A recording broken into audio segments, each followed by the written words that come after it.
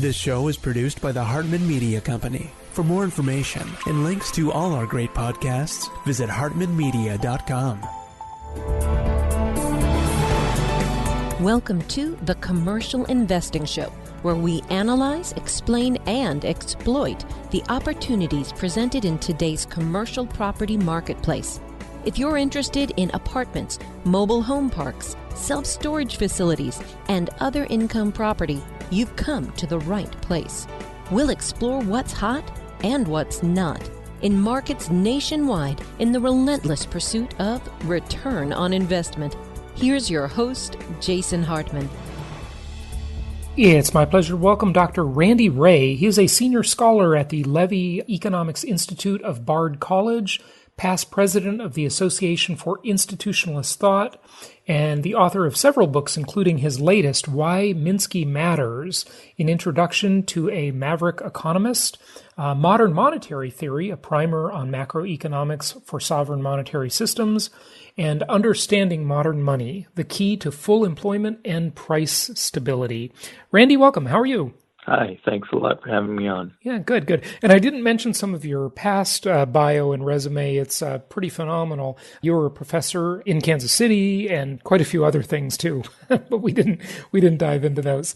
Minsky, is this the economist nobody's heard of? Well, every time there is a major financial crisis, people will write about his work.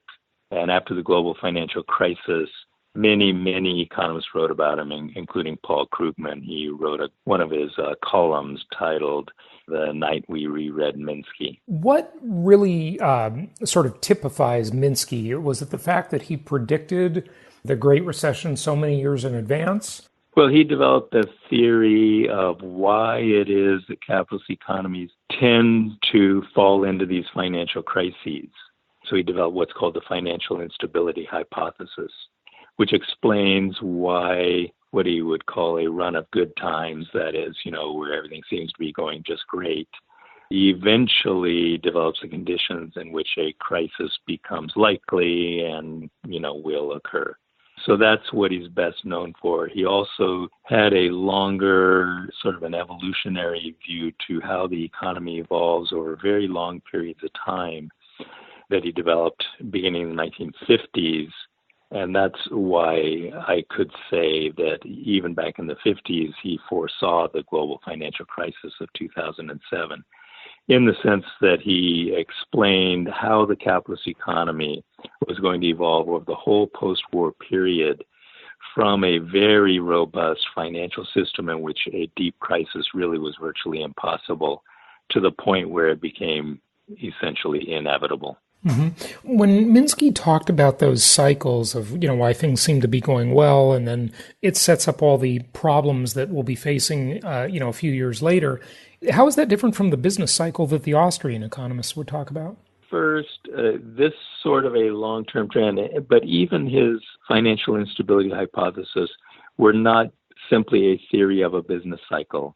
It was a theory of the transformation of the financial system itself. And the financial crises don't necessarily occur in the business cycle downturn.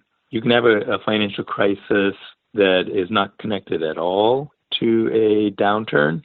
The 1987 stock market crash did not result in a recession. Mm-hmm. Or you can have the two things occur at the same time. And when they do, the outcome is very much worse. So in 2007, we not only had the worst financial collapse since 1929, we also had the deepest recession since the Great Depression. So those two things, when they do occur together, it's very, very hard to get out of them. Mm-hmm. So give us a little primer, if you would. We've done exactly one other episode in about 5,000 episodes total on modern monetary theory, otherwise known as MMT. And it has many critics out there. I take it from the title of your book, you're a believer in this idea. Everybody thinks different things. Some like Hayek, some like Keynes, whatever, right? What is MMT and why is it a good theory? Well, there are, let's say, two aspects or two levels of argument in MMT. So the first level is describing the way things actually work. And the second level is policy proposals. And at the first level, what we wanted to do was to explain how the monetary system actually works, and especially focusing on the most misunderstood part of the monetary system, which is the role that the government's money plays in the financial system. And so that then leads to describing how fiscal policy and how monetary policy actually work. And believe it or not, economists really did not, and most of them still do not, have a good handle on how the government really spends. Mm-hmm. There is so much misunderstanding. So what we've tried to do over the past 25 years is to improve that understanding. And let me just say, for the most part, we are not claiming when we're doing this that we're doing something completely new. We have gone back through economic history and through the history of economic thought. And we've shown it's actually very, very easy to find, let's say, smart people in the past who have said exactly the same thing that we're saying today. It was unfortunately lost, I would say, from 1960 until the mid-90s when we tried to recover it. So a big part of what we're doing is recovering understanding that was even common in the past, and it was lost in the post-war period. Okay, so what is it though? Like, say that, like Keynesianism, right, is, the prime the pump idea, right? That, the government sometimes needs to pump money into the system to kind of get it going, right? What does MMT fundamentally say, like how things should work? Just the very broad strokes, the very kind of high level of what it is. Well, when you use the word should, we have now moved to the second agenda, which is the policy proposals, you see. Right. So the first is the description. And what I'm saying is that what we're arguing is something separate from the Keynesian idea of pump priming. What we are doing is explaining how government actually spends. And so let's go back to the period when Keynesian ideas were developing, right at the end of the World War II. During World War II, the U.S. government's budget deficit went to 25% of GDP. The deficit was 25% of GDP. Government spending was 50% of GDP. The government debt ratio coming out of World War II was 100% of GDP. Everybody at that time understood that there's nothing necessarily wrong with running a deficit. Everyone understood that a significant amount of government spending was sort of paid for by printing money. Mm-hmm. And everyone understood there is nothing wrong with this. Right. Beardsley Rummel, who was the president of the New York Fed, which is the most important branch of the Fed, of course, wrote a paper entitled "Taxes for Revenue Are Obsolete. We do not need taxes for revenue purposes." Well, I agree. We can just use inflation as the tax, right? Well, no, it's not inflationary, not necessarily inflationary. Okay. He said we do need taxes to serve other purposes, including fighting inflation. So he does list that as a reason to use taxes. But what he's saying is governments don't really spend tax revenue. Okay, they spend first, and then if they have increased demand too much, they tax away some of the demand. It's perfectly legitimate to argue that you need taxes to fight inflation, and that was his point. It's not legitimate to argue that government spending itself is constrained by your tax revenue. That's what he meant by saying it's obsolete. Right. In other words, so the government, just very simple, for World War II, right, to finance that huge project called World War II, the government can create money, they can print, in other words. That's okay, but I think the reason most people would say that's okay for a time is that it's temporary, right? They'll bring things back into line when the crisis ends. I think many people will agree with what you just said. Rummel would not. Okay. He is not arguing in a war. He is saying The war has actually taught us this. Oh, okay, got it. We now understand that taxes are not for revenue. Mm-hmm. Now, what I said is, we've gone back in time and looked at, well, let's say all the way back to the American colonies. The American colonies issued paper money. It was the first significant issue of paper money in the West. China had done it earlier, but in Western societies, this was a new thing. Mm-hmm. The American colonies were prohibited from issuing coin, so they really had no alternative. England would not let them issue coin, and so they issued paper money. And whenever one of the colonial congresses would issue money, paper money, at the same time they would enact a tax act called a redemption tax. And they understood that what they did was they spent the notes into existence, mm-hmm. and then they taxed them back in redemption and burned them. So what I'm saying is they understood the revenue is not to give you the money to spend. You spend the money, and you use the taxes to take the money out of the economy so it won't cause inflation. Mm-hmm. This also is the same idea that Rommel was putting forward a couple hundred years later. So the purpose of the tax is to get the money out of the economy so that it won't cause inflation. Okay. It's not for revenue purposes. That's really quite interesting, actually, because so the government is basically realizing, or the government in cahoots with the central bank is realizing that, look, all these dollars we printed are out there.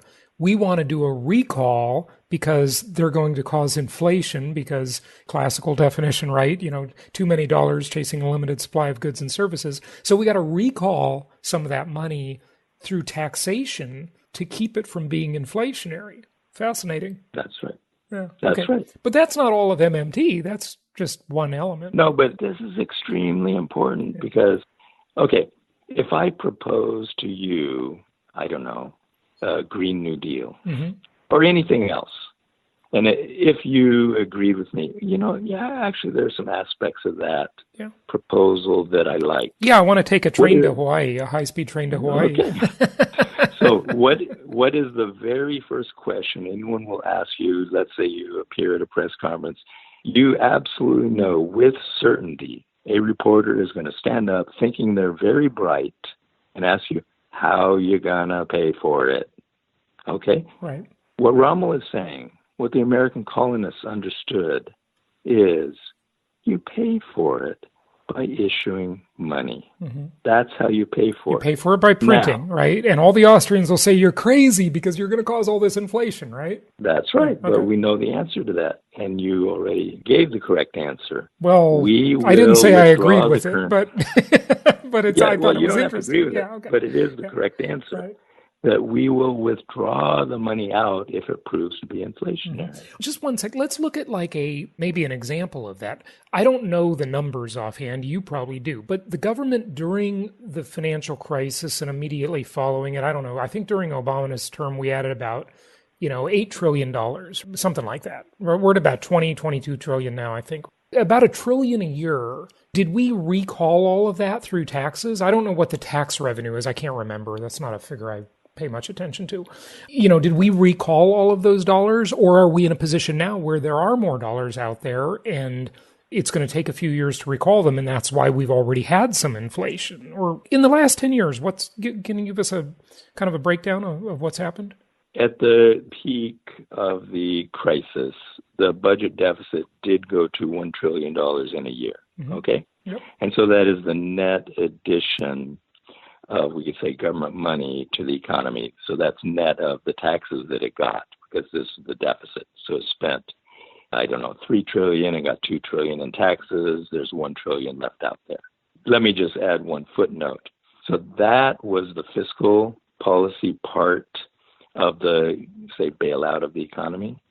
The Fed actually created $29 trillion over the course of its bailout of the financial system. It actually lent and spent $29 trillion into the financial system trying to save the banks. Yeah. And a lot of that is still left out there in the form of excess reserves of $4 trillion held by the banks. And the Fed is trying to figure out how to get those out of the banks now. Mm-hmm. So anyway, What I'm saying is the fiscal part actually was extremely small compared to the monetary policy part of creation of money to try to save the economy. Mm-hmm. Now, that $1 trillion deficit added to the outstanding government debt stock. So that debt is now, you're right, about $20 trillion. There's about $20 trillion in government bonds out there in the global economy. About 40% are held outside the U.S., about 60% are held within the U.S. So most of the dollars that were spent in all of the deficits that eventually led to that $20 trillion of debt that's accumulated, most of those dollars were used to buy the bonds. So the dollars were replaced by treasury bonds that are now sitting out there in our economy and around the world. The question is, did that $1 trillion deficit, I think the peak was in 2009, did that lead to inflation? And the answer is clearly no, it did not lead to inflation. In fact, the Fed missed its inflation targets every year and still misses them because inflation is too low. Let me just give you a little devil's advocate on that for a moment. I always try to ask, compared to what? And so what I might argue on that, tell me if I'm wrong, we might have had a lot more deflation, like that was already baked into the cake, had that not been done. So it actually did cause inflation. It was just below the target, and we were already so underwater in such a deflationary spiral that we did have some inflation. It's just compared to what? It's where we are in the trough. It kept us from perhaps a major deflation. We had a major deflation in the 30s. And recovering from that was very much worse than our recovery from this. And I'm not saying we did a good job this time. Right. By my reckoning, we still haven't quite recovered 10 years later. But the Great Depression was, I think, objectively much worse than this. Oh, yeah, no one will disagree with you on that. Some would say, they would argue that when I had Mike Norman on the show, I got a lot of feedback on that interview. It was a really interesting interview. He's a big promoter of MMT. And then I had Peter Schiff on before, right? And Peter Schiff is, like, I call him the master of the soundbite, but he's just always wrong. And I don't want to say always, but a lot, but he sounds good. He's a very convincing guy. And Schiff would argue, and it seemed to make sense, he would argue that, like, Mike Norman's idea is sort of fantasy land, that you can just print your way out of every problem, at the end of the day, that's not a sound money policy, is it? To just, buy whatever you want, just print whatever you want and buy it. That can't be a system that actually works in the extreme, right? Like, you can't just create prosperity out of thin air, or can you? You definitely can do better than we did. The test is, did we have, for this period of 10 years of recovery, did we have unemployed people who were willing to work? Did we have firms who had excess capacity who, if there had been sales opportunities, would have produced more to sell more? That's the test. And I think it's pretty clear that we did have excess capacity and we had people who wanted to work. And we have gone 10 years with almost no private investment because demand has been so sluggish that they are not investing. Even when profits were very high, firms wouldn't invest because they can't see the sales. So I think the evidence is pretty clear that if we had spent more, we could have done better. Now, let's say that we're living in an economy that does not have much productive capacity, that is not very technologically advanced, that doesn't have an educated workforce. Then I would agree with you. Trying to spend your way to prosperity is not necessarily going to work.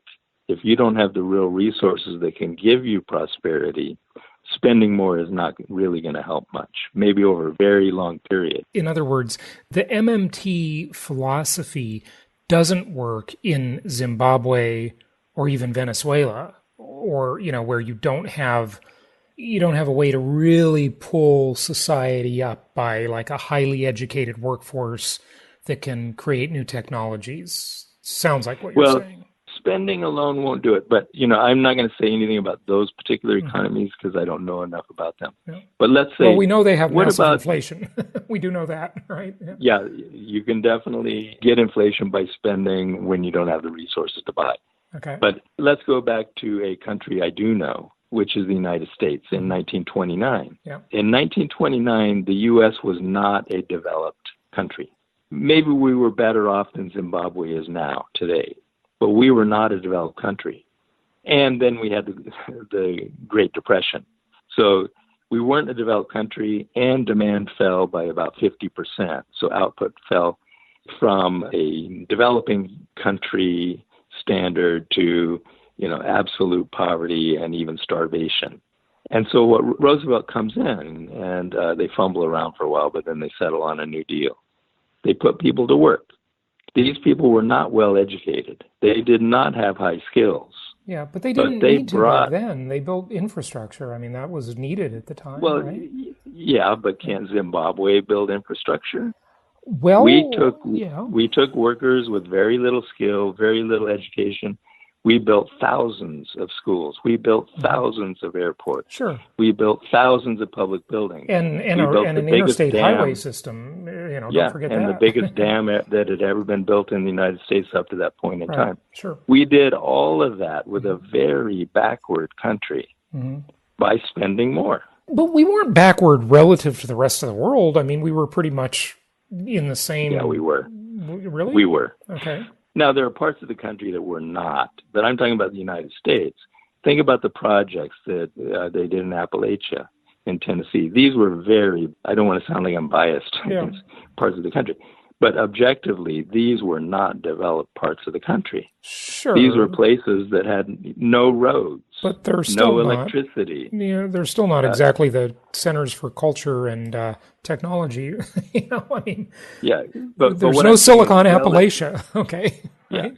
But relative to the developed countries in Europe, we had parts of our country that were more third world than they were. Yeah, and we did move a long way toward developing, and we became by far the richest, most developed country on earth at that time. Today, we're being left behind. Yeah. Yeah, I mean, there are a series of lucky things that America had, no question about it. We had 2 oceans to protect us from the war and all sorts of things that were very unique to America, and so we got to win the Industrial Revolution, but that's sort of another topic. What else do you want to say? I don't know what exact question to ask you right now. Well, that was the descriptive part. So the government is not constrained by finance. Okay, it can put constraints on itself if it wants to and say, but we got to balance the budget. That's a self-imposed constraint. The economy doesn't constrain the government that way. So we always can afford to put our resources to work. So that's the first step of MMT, understanding how you can use the financial system to put all of your resources to work. Yeah. The second part is the policy proposals. Okay. So what kinds of policies would make sense? And so the thing that MMT is most known for, the policy proposal, is a job guarantee. The job guarantee uses this understanding of how the monetary system works to answer the question, can we have full employment? Can we afford it? And how can we do it? So we've come up with the proposal for a job guarantee to ensure that all the labor resources get utilized. So that is a policy proposal. Okay, so one thing I do want to say, this is what I meant to say before, about the Great Depression, is that the difference, and I think it's a pretty significant one, is that when we had these make-work programs as part of the New Deal, people were actually doing work that created value in the economy for decades to come. Obviously, we're still getting that value today. But now we have this welfare state where we're paying people not to work. How did we ever get to millions and millions of young people on disability? Where'd all these fake disabled people come from? I mean, it's just everybody's just gaming the system. It's a scam.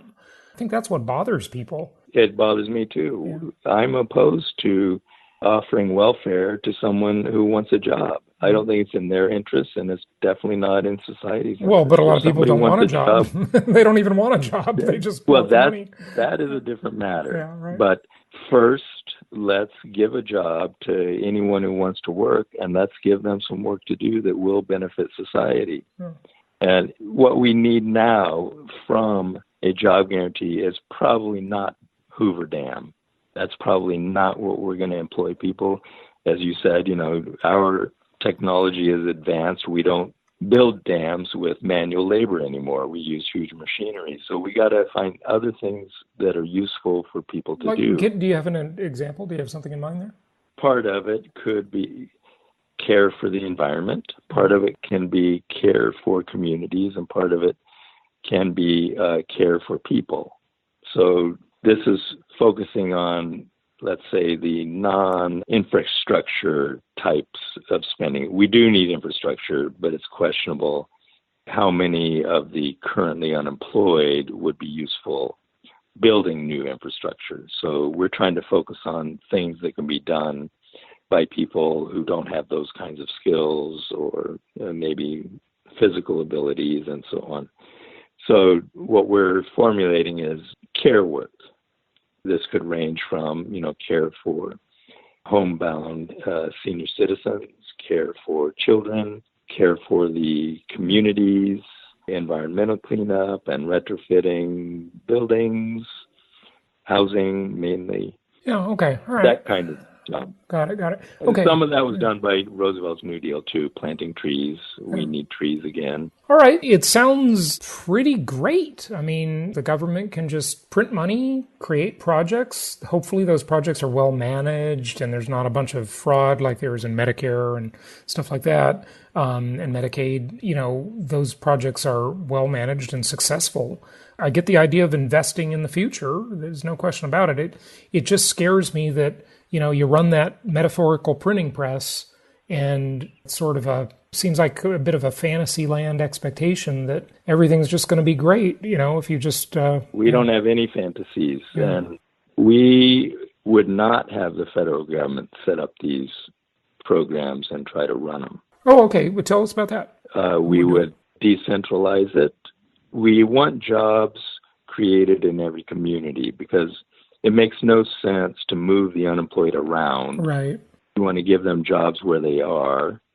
The communities that have the highest unemployment rates also happen to have the greatest needs for projects. So you match the unemployed to the projects in the communities that need to be done.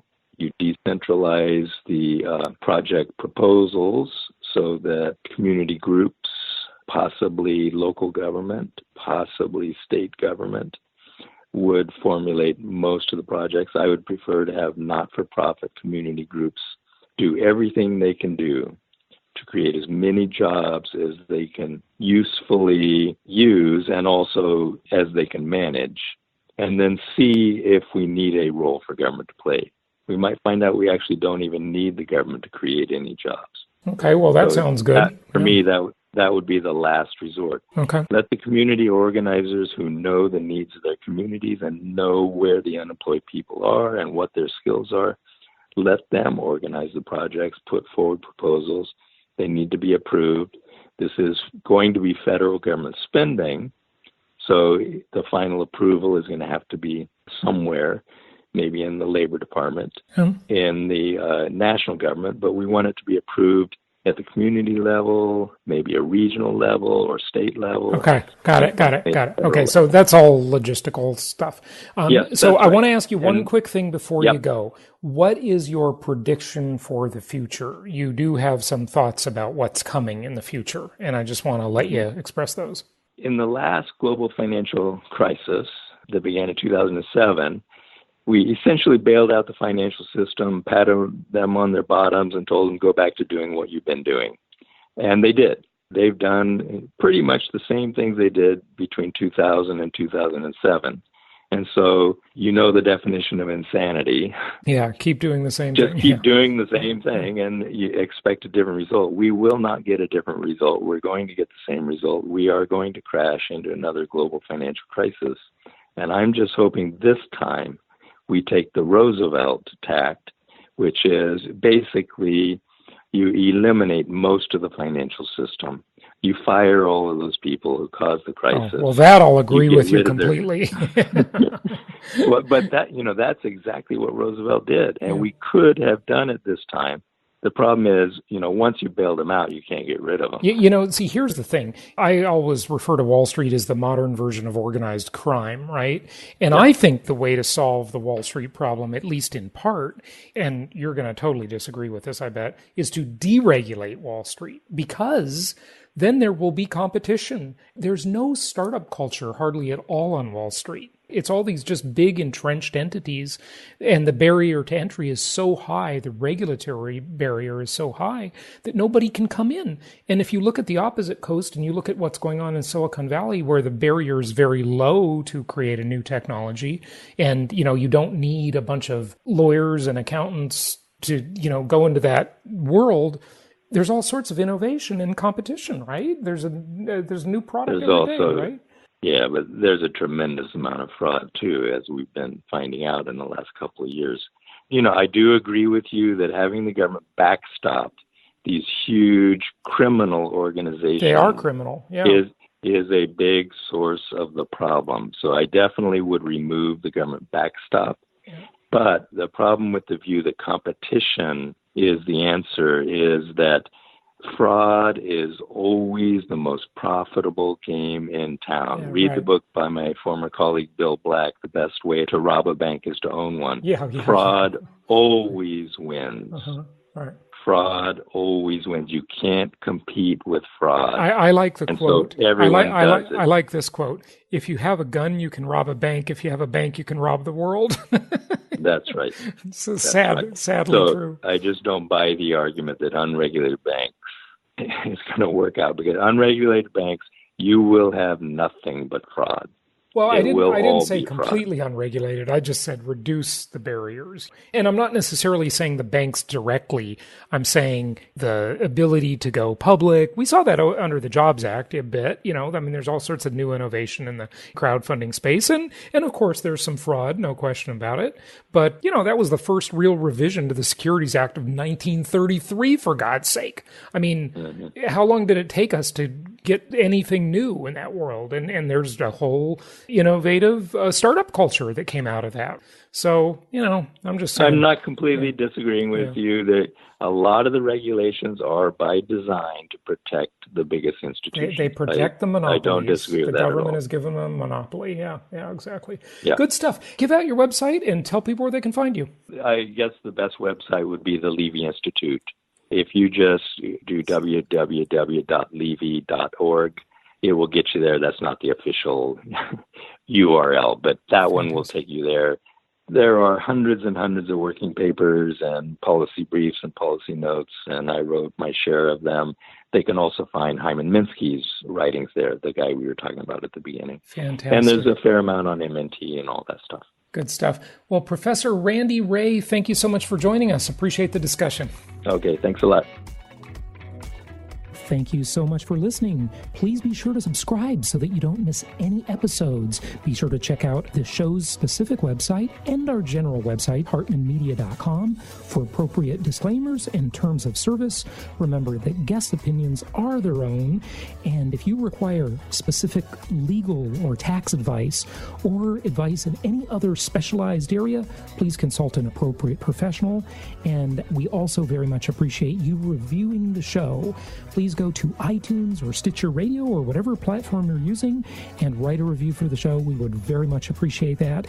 And be sure to make it official and subscribe so you do not miss any episodes. We look forward to seeing you on the next episode.